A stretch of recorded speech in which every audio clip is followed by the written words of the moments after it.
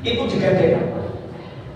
Duit 100.000 yang kita terima, 200.000 yang kita terima dari calon-calon itu demi Allah 100.000, 200.000 orang iso nyebabno rakyat sugih, ora iso. Tapi 100.000, 200.000 yang kita terima dari calon-calon itu menyebabkan seandainya dia nanti betul-betul jadi pejabat, maka dia akan menjadi pejabat yang rakus ngentekne duit rakyat. Ini kok mau nengin nopo to sampean? Makanya kita cukup membangun masyarakat yang baik, insya Allah pejabatnya menjadi pejabat yang baik. Allahumma amin. Sudah nggak usah jadi radikalis, sudah nggak usah jadi ekstremis, ayo jadi masyarakat sini. Soal hijrah itu ada dua makna. Ada satu hijrah yang bermakna makannya. Hijrah tempat Rasulullah dari Mekah menuju Madinah disebut hijrah. Dijadikan oleh Allah wa man yuhajir fi sabilillah yajid fil ardi muraghaman katsiran basara. Siapa yang mau berhijrah berpindah dari satu tempat ke tempat yang lain karena Allah, maka Allah akan menjadikannya rezeki yang banyak, keluasan rezeki untuk dirinya dan akhiratnya. Allahumma amin. Lah saiki pun boten enten Pak Kiai, boten enten peperangan, kita nyaman di negara kita ini. Umpama sampeyan Malang, ya saya sudah sangat nyaman. Nyaman itu sampai ada orang di satu daerah hidupnya tidak nyaman. Sopo kok gak ada utang, bukan nyaman. Ngerti raya debt collector itu semangkuk. Nomor loro wong kurang arep apa-apa kangelan hijrah. Sing nomor telu wong wirang. Kalau kita mempunyai tiga hal ini, utang, hijrah.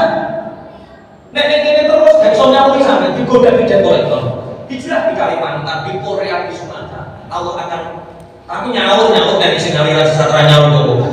Hijrahnya dalam konteks pergi dulu sampai di sana, pikiran tenang, kerja benar, utang disaur. Allahumma itu hijrah makanya. Sebab utang, nomor loro sebab kurang.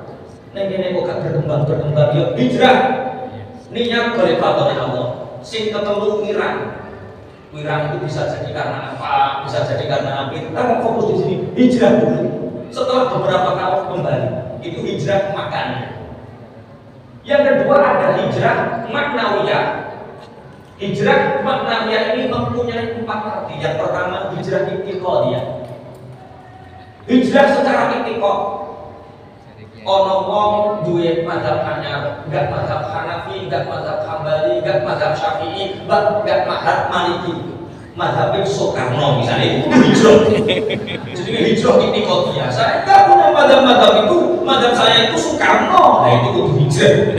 Jadi hijrah intiqadiyah. Nomor 2 hijrah fikriyah. Hijrah pola pikir. Mindsetnya nggak benar, berhijrah kepada mindset yang benar, pemikiran yang benar. Yang ketiga hijrah syu'uriyah, hijrah cita rasa, cara berpakaian, idola kamu siapa, itu hijrah syu'uriyah. Hijrah syu'uriyah itu cita rasa. Sudah berapa tadi hijrah? Intiqadiyah, kemudian hijrah fikriyah, yang ketiga hijrah syu'uriyah. Kemudian yang keempat adalah hijrah nufusiyah, yang berarti hijrah secara perilaku.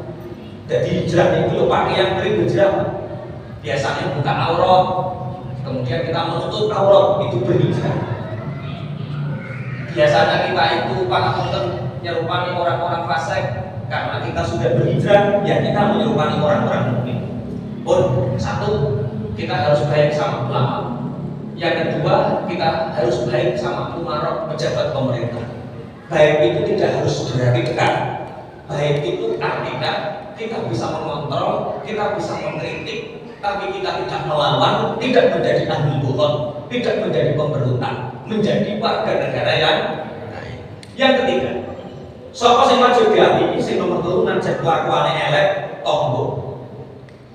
Rasulullah Shallallahu Alaihi Wasallam dahulu manistakhofa bil jiran khosrul manafi. Barang siapa meremehkan tetangga, maka orang itu menghancurkan manfaat tetangga itu sendiri. Sapa wong ngremehke tangga, mongko wong iku merusak kemanfaatan tangga. Duwe tangga apik ya diapiki, duwe tangga elek ora apa. paling jawab. Siapa yang buruk sama tetangganya, elek karo tanggane, mongko wong iku ngrusak kemanfaatan tangga. Apa kemanfaatan tangga banyak? Seandainya ada kebakaran, nulan yang pertama kali menolong saudara kita Jakarta atau tetangga? Tetangga. Kita punya kerabat meninggal, yang pertama kali menghibur kita saudara kita Surabaya atau tetangga? Tetangga. Mulane sing apik karo tangga. Sing boten rukun karo tangga mangke mantuk pulang dari pengajian dan dinotoki lapange. Tok assalamualaikum. Sing di rumah mikir iki kok kaya suarane musuhku. Dalu-dalu kok tok lapangan aja geger ketoke. Waalaikumsalam. Ada apa lek dodok-dodok lapang tengah malam? Ya silaturahim Kak. Ngajak geger ora ngajak geger aku. Saya kesini hanya untuk meminta maaf. Lah kenapa minta maaf? Wong 7 tahun kita tidak pernah bertemu bersama. 7 tahun saya silaturahim selalu ditolak. Kenapa malam ini panjenengan tiba-tiba tahu-tahu kok minta maaf sama saya? Wis tok Kak, maafkan dulu nanti tak ceritani. Ya wis tak maafkan dan cerita. Sama tadi enggak itikaf, enggak ngaji di Masjid Miftahul Jannah. Oh, ono pengajian toh? Iya, lah sama enggak hadir. Aku yo hadir, tapi acara merotot ke dalam, tadi aku mantuk di sini. Kayak wong lagi ape mantuk ngadeg ra sido kae. Nah terus berarti sama enggak hadir di pengajian ini? Enggak. Pengajian itu tentang ukhuwah, tentang persaudaraan, tentang kerukunan. Lah ngajine piye? Ngajine iku duwe tangga apik kaya aku kon ngapiki, duwe tangga elek kaya kowe ya kon ngapiki. Gegene yo Gus. Tiru-tiru Kanjeng Nabi Bapak Ibu. Rasulullah Shallallahu Alaihi Wasallam bisa mensyiarkan agama Islam sampai seperti ini bukan karena Rasulullah itu tetangganya baik semua, bukan. Rasulullah juga punya tetangga yang pangapunten, tetangganya ini perilakunya buruk. Rasulullah pernah menceritakan dalam satu riwayat, Kanjeng Nabi lewat, tetangganya yang buruk kelakuannya ini ndelik sekitar bersembunyi di bawah pohon kurma. Rasulullah lewat langsung dihantam telepon untuk dilempar telepon plek, kena pipinya. Rasulullah tahu kalau yang melempar itu tetangganya. Rasulullah mendoakan, Allahumma hdi qaumi fa innahum la ya'lamun. Ya Allah, semoga Engkau memberi hidayah petunjuk, memang kaumku belum mengerti. Rasulullah lewat malih, dia hantam telepon ke malih, plek kena pipinya. Ngerti sing hantam tanggane, bahwa bukti rapopo Pak, misal Pak panjenengan mau jamaah sholat, tahu-tahu sama tetangganya dilempar telepon sapi, kok itu apa ke Pak? Dibalas.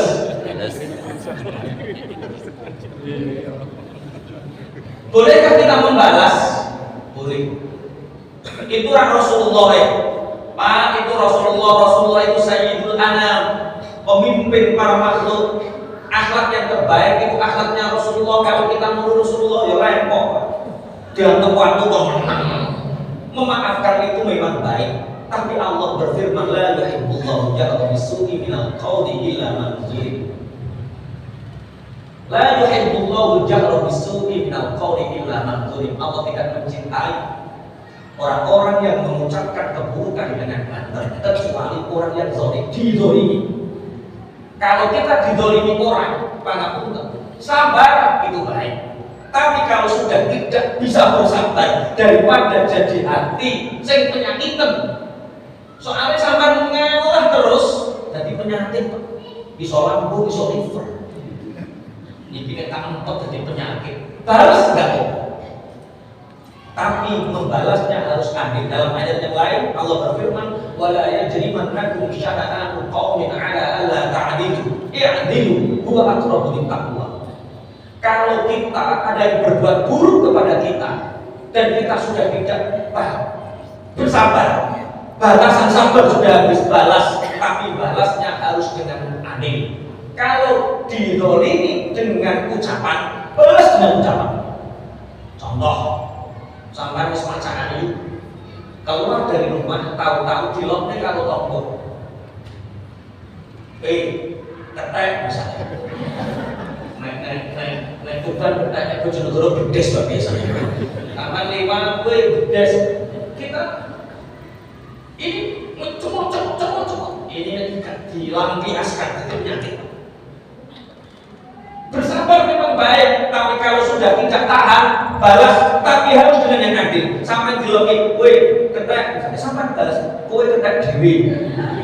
Dia berdosa, kita tidak, karena adil. Tapi kalau ditambahin, sama-sama berdosa. Kita lewat, diloki, gue ketek, sampai balas, gue ketek budikan, ayo. Kalau mau ketek, kok aku tambahin budikan? Lah itu, dia dosa, kita juga dosa. Rasulullah enggak. Kalau kita dilempar tai ayam, balasnya harus tai ayam, nggak boleh batu. Kalau batu dia dosa, kita dosa. Tapi kalau sama-sama tai ayam, dia dosa, kita nggak dosa. Harus adil. Tapi Rasulullah tidak. Rasulullah nggak membalas. Suatu saat berhari-hari Rasulullah lewat, nggak ada yang melempar. Kalau mau sih kan. Berminggu-minggu Rasulullah lewat, nggak ada yang melempar. Kalau mau sih kan. Kanjeng Nabi kangen para sahabat bertanya kepada para sahabat dalam ya Rasulullah, si fulan kemana kok gak pernah kelihatan? Loh, jenengan jarang mirip ya Rasul, apakah engkau tidak mendengar ya Rasul? Kerumuh, si fulan itu sekarang sakit ya Rasulullah, sekarang si fulan itu sakit. Bapak itu ada orang yang setiap hari mendolimi kita, setiap hari berkata kasar kepada kita. Tahu-tahu orang yang mendolimi kita, menyakiti kita, sakit. Sama nek krungu wong kaya iki lara sama ngomongane pripun. Sing iki boko wong Jenegoro kae. Wong malah gak ono boko ya wis ta. Rasulullah boten. Bangetan mengaku sahabat. Kenapa ya Rasul? Saya punya tetangga sakit, kok belum menjenguk dan tidak mendengar. Aku ingin segera menjenguk, monggo ya Rasulullah pulau dari akhir. Rasulullah segera menjenguk. Tok. Rasulullah belum salam karena tetangganya ini belum Islam. Tahiyatul Islam itu assalamualaikum warahmatullah, itu hanya orang Islam sesama Muslim. Rasulullah belum salam karena tetangganya masih belum Islam. Tok siapa? Muhammad. Tetangganya yang buruk perilakunya ini mendengar kalau yang mengetuk pintu itu Muhammad Rasulullah, seketika wajahnya putih, keringat dingin keluar, lempet tiba. Neredek. Muhammad zaman aku sehat, tak larani. Muhammad zaman aku kuat, tak antemi telepon tok. Sekarang berminggu-minggu aku sakit, aku gak punya gak punya tenaga. Jangan-jangan Muhammad kesini, dia ingin membalas. Perasaan Kanjeng Nabi kelakuan koyo dhewe Mas. Idza sa'a fil mar'i sa'adhu. Kalau orang itu perilakunya buruk, maka dia berpikir semua orang perilakunya seperti dia. Ada apa Muhammad? Aku mendengar bahwa engkau sakit, aku kepingin menjenguk. Yang lebu masuk, gak dikunci, Rasulullah masuk. Langsung diletakkan tangan Rasulullah yang mulia di kening. Panas kak awake sampeyan. Didemek tangannya, dipegang tangannya, panas kak awake sampeyan. Bapak ibu tetangganya yang kelakuannya buruk, sing kelakuannya langsung seketika menangis. Muhammad tetanggaku, teman-temanku yang menyuruh aku melempar kain unta kepada Muhammad, sampai hari ini gak ada yang menjenguk. Tak ada satupun yang menjenguk. Sedangkan engkau yang setiap hari aku sakiti, engkau yang setiap hari aku lempar kain unta, kok tiba-tiba sampean kok menjenguk ke sini, bersilaturahmi ke sini. Muhammad, yo kak, jangan Muhammad kok baku sehat. Bicara sama sing dadi Kanjeng Nabi, duwe tangga kelakuane jaluk tungan kok piye sampeyan tungan. Ya tak tungan sehat tapi lek ojo balenan. Yo tungan tapi ojo ngancak, Pak. Kanjeng Nabi boten. Langsung dipegang kening. Allahumma shfi anta syafi la shifaa illa shifaa. Shifaan la yughadiru saqama, la ba'sa tahurun insyaallah. Dipegang tangannya, la ba'sa tahurun insyaallah. Bapak Ibu sampai hari ini jadi tradisi sunnah. Kalau kita punya kerabat sakit, tetangga sakit, ya kita kenal sakit, maka berkunjunglah, jenguk, lalu doakan seperti doanya Rasulullah. Aku gak hafal Pak Kiai dengan Kanjeng Nabi bahasa Arab itu Jawa pisan. Kalau nggak hafal pakai bahasa Arab, tidak persis seperti Rasulullah, nggak apa-apa, Yang penting artinya sama. Bahasa Indonesia nggak apa-apa, bahasa Jawa nggak apa-apa. Temen berdoa itu. Nggak apa-apa kak, insya Allah sembuh, segera sembuh, insya Allah nggak apa-apa. Pegang tangannya, alah ngorong ini kok panas. Itu sunahnya seperti itu. Nggak boleh dipegang keningnya, dipegang tangannya kak. Sampai kok lorongnya kalau punahnya bukan. Ya, iya. Puncaknya sama, meruntusnya sama. Persis orang kan laporan ini sampai dia mati. Sampai mulai orang mati teman.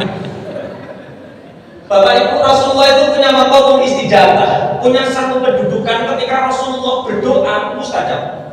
Saking mustajabnya Rasulullah, doanya sembuh. Muhammad, apapun agamamu, Muhammad, apapun perilakumu, aku tak ikut agamamu, aku tak masuk menjadi pengikut. Rasulullah dengan akhlakul karimahnya bisa menjadikan tetangga kafir seburuk apapun menjadi baik dan muslim. Para sahabat, para tabi'in dengan akhlakul karimah mereka iso ndadekno tanggane elek kaya apa menjadi orang baik. Duwe tangga apik diapiki, duwe tangga elek diapiki.